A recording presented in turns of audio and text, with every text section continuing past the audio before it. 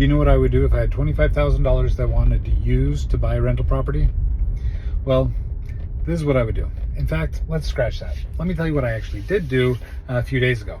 So I was on Zillow because I get daily emails from Zillow because I'm always looking at properties so that I can know what the market is like all the time. So I'm checking my emails and I get this email from Zillow for a property down in Casa Grande. It's a 2-bedroom, 1-bathroom home, a little over 1,100 square feet, and it's on sale for $99,000.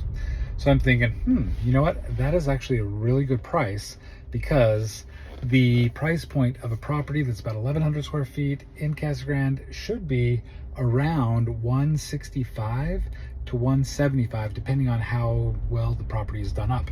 So this property is priced well below market value. So I looked at some pictures, and to be honest, I didn't have all the pictures, but I did have some pictures. So I looked at those pictures, then I called up the person that was selling the property. It turns out that it is a wholesaler. He put it on the market and he's selling it. I was able to find out a little bit more information about the property. It has a newer roof, it has a new AC, but I know when this property was built, the plumbing is probably bad, so I'm gonna have to replace that. So if I can take this 1,100 square foot home, and if I can change it into a 3-bedroom, 2-bathroom home, guess what?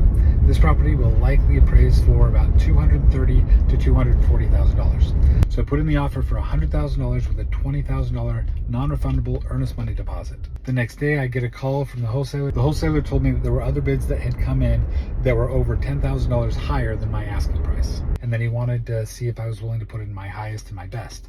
But that didn't matter to me. What mattered is that I put in a bid that made sense to me. I don't like to get into bidding wars. So this is what I said. I said, I'll tell you what, I've bought a lot of properties in that area. I'm somebody that will come in and close on the property, and I'll put in a $20,000 non-refundable earnest money deposit. And I increased my bid by $5,000. So later on in that day, I get an email saying that they accepted my offer. Then as soon as the offer was accepted, I reached out to my hard money lender and I said, hey, I got this deal. I think it's a good deal. He looked at it and then he looked at some comparables and he said, you know what?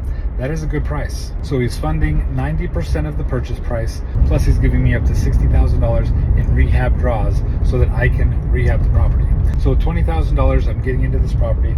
I'm then going to have to probably put in about $15,000 in fixing it up. And then I'm going to go to the hard money lender. He's going to give me a draw for $15,000. I'm going to use that $15,000 to continue to fix it. And then I'm going to do that probably 4 times altogether. And then I'm either going to sell it or refinance it. So that's what I'm doing with about $35,000. My expected profit on this, if I do a lease option, is probably going to be about $60,000, maybe $70,000. And if I do a flip, I think that my profit will probably be about $30,000. Stay tuned and I'll let you know how this one goes.